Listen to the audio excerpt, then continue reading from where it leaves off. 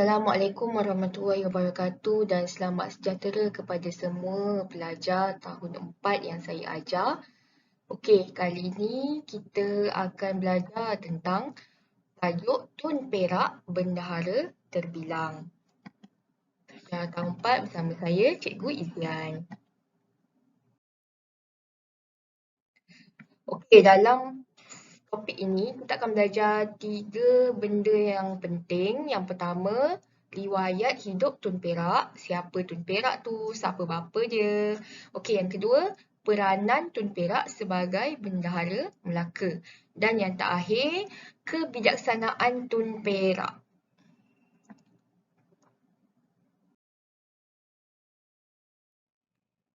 Okey, bahagian yang pertama adalah riwayat hidup Tun Perak.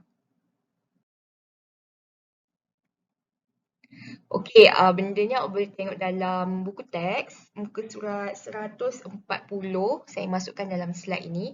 Okey, kita tengok biodata Tun Perak. Okey, Tun Perak ni adalah salah seorang pembesar iaitu bendahara. Bendahara Tun Perak ini merupakan tonggak utama dalam pentadbiran Kesultanan Melayu Melaka. Okey, kita tengok nama dia adalah Tun Perak. Okey, kita tengok nama bapa. Nama bapa dia adalah Bendahara Seri Wak Raja Tun Pepatih Sedang. Kiranya Tun Perak ni pun berasal daripada keluarga pembesar. Ayahnya seorang bendahara. Okey, kita tengok adik-beradik dia pula. Adik-beradik ni pun sebenarnya mempunyai sejarah juga di dalam kisah dia. Nama adik-beradik dia ni pun terkenal juga dalam sejarah Melayu Melaka. Tapi tidak dihuraikanlah dalam topik. Tapi kalau awak banyak baca tentang sejarah Melaka, awak akan jumpalah nama Tun Kudu terutamanya. Okey, adik-beradik Tun Perak ni yang pertama Tun Kudu. Tun Kudu ni perempuan menjadi pemaisuri raja. Tapi dia panjang cerita dia. Tapi nanti raja Sultan ceraikan dia. Macam itulah. Jadilah awak boleh cari tentang Tun Kudu ni. Okey, yang kedua lelaki Tun Pepatih Putih. Okey, jawatan Tun Perak ni pula. Yang pertama dia sebelum jadi bendahara Melaka. Yang terakhir tu, yang pertama beliau menjadi penghulu Kelang. Yang kedua penghulu bendahara Melaka dan menjadi bendahara Melaka. Itu antara jawatan-jawatan Tun Perak.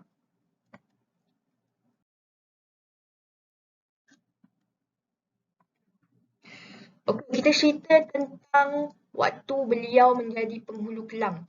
Okey, waktu tu ada peperangan melawan tentera Siam. Jadi Tun Perak ni membawa penduduk Kelang termasuk keluarga tentera untuk melawan tentera Siam. Kenapa Tun Perak bawa keluarga tentera ni? Sebab strategi ini untuk menaikkan semangat juang dalam kalangan tentera. Okey, contoh ya, awak bayangkan awak seorang tentera dan ada keluarga awak di sekitar awak waktu awak tengah berperang tu. Mestilah awak nak tunjukkan yang awak hebat betul depan keluarga awak. Jadi strategi ini Tun Perak buat dan berjaya menaikkan semangat juang tentera waktu tu. Jadi mereka menanglah waktu tu. Okey, seterusnya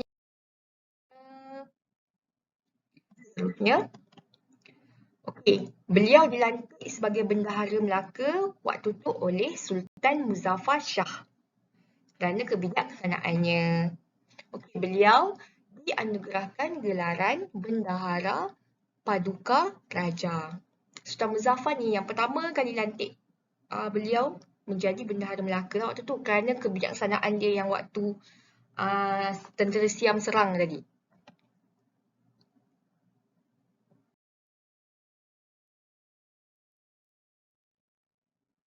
Okey, waktu dalam kehidupan dia, Tun Perak ni, beliau berkhidmat untuk 4 orang sultan iaitu Sultan Muzaffar Shah tadi yang pertama kali lantik beliau. Yang kedua Sultan Mansur Shah.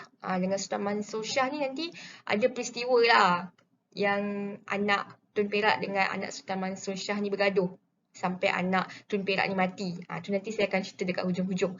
Okey, yang ketiga Sultan Alauddin Riayat Shah dan yang terakhir Sultan Mahmud Shah.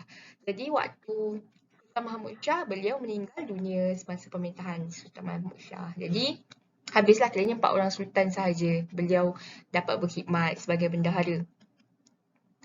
Okey, beliau pun ada meninggalkan wasiat kepada Sultan Mahmud Shah supaya menjadi pemerintah yang adil. Okey, kita dah masuk bahagian kedua, peranan Tun Perak.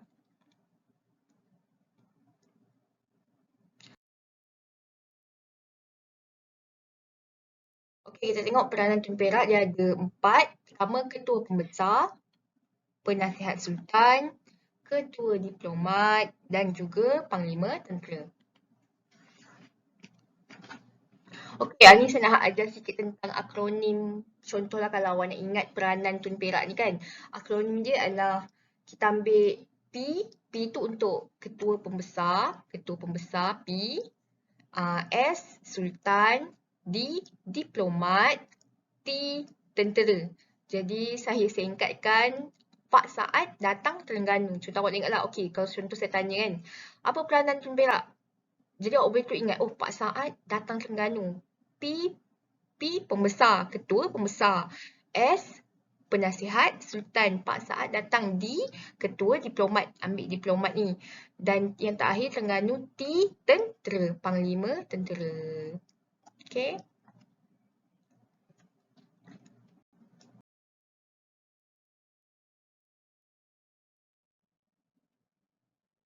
Okey, kita tengok penjelasan tentang ketua pembesar. Okey.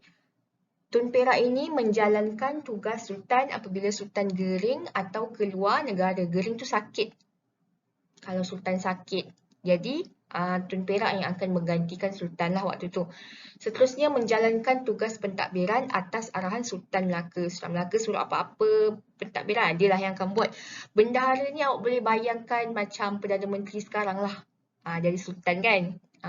Jadi dia lah yang menjalankan tugas pentadbiran. Cuma kalau nak samakan sultan dan Perdana Menteri dan sultan dan bendahara dulu lainlah sikit sebab Perdana Menteri sekarang lebih berkuasa sikit lah daripada sultan. Macam tu. Waktu zaman Melaka ni memang sultan sepenuhnya ikut arahan sultan. Jadi bila penjajah dah datang tu baru ada perubahan sikit. Okey, yang ketiga memastikan pelaksanaan undang-undang negeri Melaka dipatuhi tu oleh rakyat lah, rakyat Melaka lah. Netizen Melaka pada ketika itu.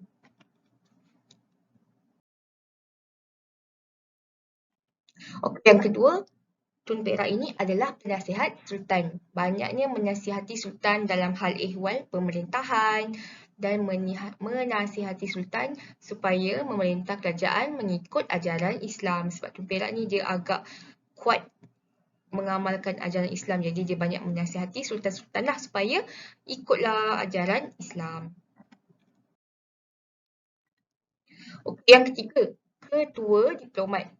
Tun Perak ni menguruskan hubungan diplomatik dengan kerajaan lain lah seperti China, dengan kerajaan Siam dan seterusnya menyambut kedatangan utusan dari luar. Contoh kedatangan utusan China. Jadi si Tun Perak ni lah yang sambut dan dia punya pengikut-pengikut dia. Tapi ketuanya adalah Tun Perak. Kalau ada rombongan dari Pasai ke. Dan juga beliau jugalah menghantar rombongan persahabatan ke Siam.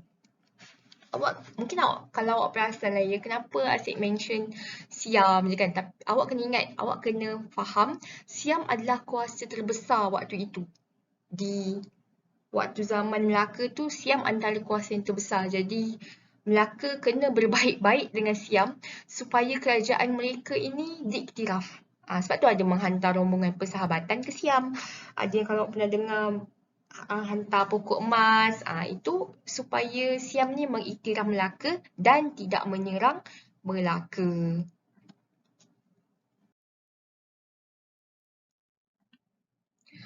Okey, seterusnya Panglima Tentera yang terakhir. Okey, Tun Perak ni membantu Sultan Mansur Shah meluaskan empayar Kesultanan Melayu Melaka. Sultan Mansur Shah ni waktu Sultan yang kedua dia berkhidmat.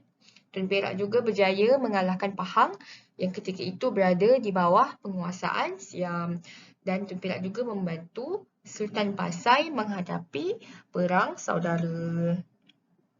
Banyaklah Tun Perak ni waktu jadi panglima tentera ni buat persediaan menghadapi peperangan. So dia lah yang banyak, dia ketua panglima tentera waktu tu. Okey. Kita pergi kepada bahagian terakhir, kebijaksanaan Tun Perak.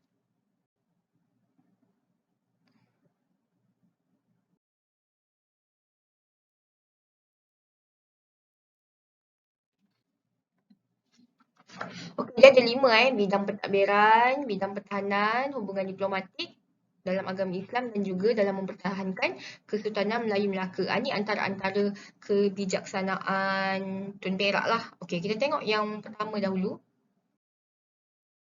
Bidang pentadbiran.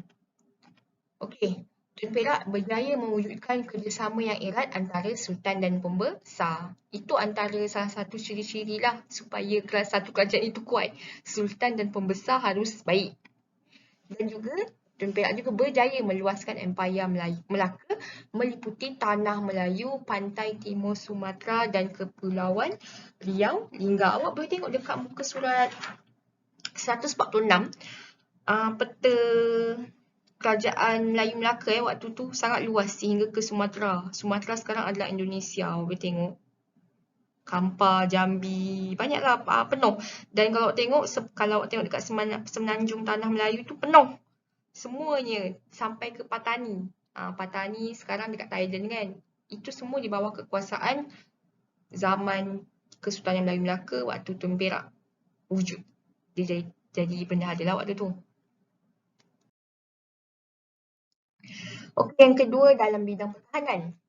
Apa kebijaksanaan Tun Perak dalam bidang pertahanan? Yang pertama, Tun Perak mengarahkan agar dipasang jamung pada setiap pokok bakau di sepanjang pantai. Ni kisahnya waktu tentera Siam tu nak serang Melaka. Jadi Tun Perak ni arahkan dipasanglah jamung. Jamung ni yang macam obor tu. Okey, kalau awak tak boleh bayang, awak boleh buka muka 147, awak boleh tengok ada gambar tu yang bernyala-nyala tu. So itulah jamung. Okey, tentera Siam dia sangka waktu tu tentera Melaka ni dah bersiap sedia. Jadi dia batalkanlah hasrat untuk serang Melaka. Waktu tu banyak jamung. Jadi dia ingat ramai dah tentera Melaka ni. Tapi sebenarnya tak ramai pun. Itu semuanya adalah idea daripada Tun Perak. Jadi Siam pun tak jadilah nak serang Melaka. Kalau tidak, parah jugalah sebab tentera Siam ni pun hebat-hebat jugalah dia punya senjata kan. Jadi baguslah Tun Perak dia berjaya mempertahankan. Okey, kita tengok hubungan diplomatik pula. Tun Perak ni berjaya menjalinkan hubungan dengan luar negara seperti Siam yang sangat kuat pada ketika itu. Macam saya cakap tadilah, Siam antara kuasa yang terkuat waktu zaman-zaman itu. Jadi nak selamat, negara kau kenalah menjalinkan hubungan dengan Siam. Jadi Siam tak serang. Waktu yang kes jamung tadi tu tak ada hubungan lagi dengan Siam. Jadi Tun Perak ni menjalinkan hubungan supaya tidak diseranglah Melaka waktu itu. Nampak hubungan ini menyebabkan Melaka berjaya mengekalkan keamanan dan keselamatan daripada ancaman luar. Sebab apa? Siam dia yang suka menyerang waktu tu. Selain Melaka. Macam itulah. Siam sebab dia nak meluaskan empayar dia.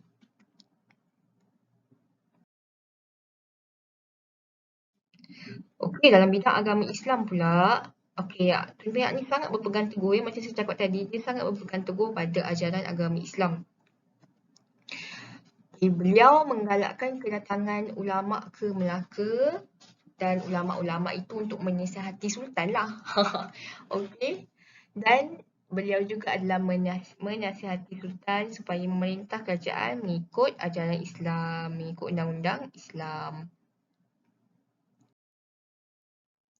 Okey, yang terakhir sekali, ini yang menarik ya, mempertahankan Kesultanan Melayu Melaka. Ini yang saya kata terkait dengan kisah anak beliau lah tadi.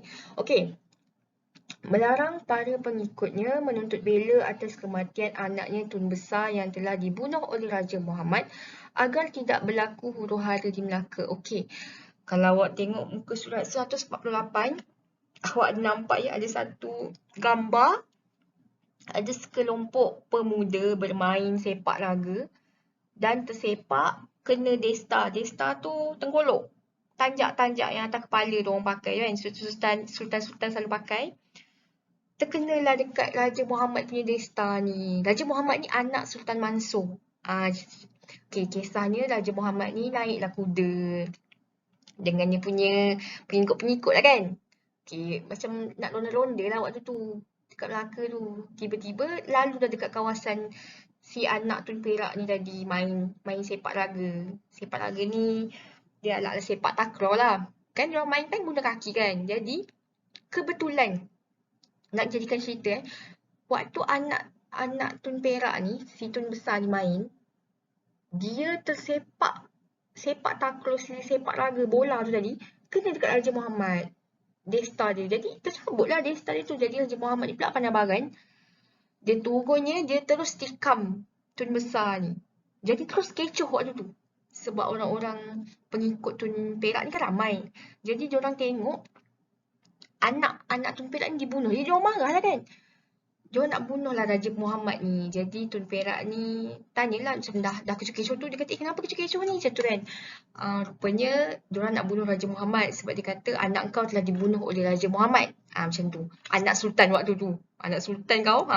Jadi terus waktu tu beliau meminta agar pengikutnya terus setia kepada Sultan Melaka untuk mempertahankan Kesultanan Melayu Melaka. Dia kata jangan. Kita ini orang Melayu taat kepada Sultan. Walaupun bagaimanapun dia kata Raja Muhammad ni tidak bolehlah disembah. Maksudnya itu ayat dia tidak boleh disembah. Maksudnya jangan naikkan, kita tak boleh jadikan Raja Muhammad ni sebagai next Sultan. Maksudnya Sultan seterusnya. Macam tu. Jadi benda ni sampailah kepada pengetahuan Sultan Mansur Shah. Lepas tu dia marah juga anak dia kan, macam kenapa buat macam tu. So dia halau keluar Melaka, dia hantar ke Pahang. Jadi yang Raja Muhammad ni dia bertahta, naik tahta tu dekat Pahang. Jadilah Sultan Muhammad Shah tak silap saya. Tapi dia guna Sultan Muhammad pula. Jadi itulah ceritanya kalau betapa Tun Perak ni sangat taat kepada Sultan. Sampai anak dia kena bunuh pun dia masih mempertahankan Sultan dia. Sangat sukar ya kalau untuk kita, kalau kita fikir logik lah. Contohlah anak awak dibunuh kan, mestilah awak marah, faham tak? Tapi dia masih lagi tenang dan dia kata kita kena taat Sultan.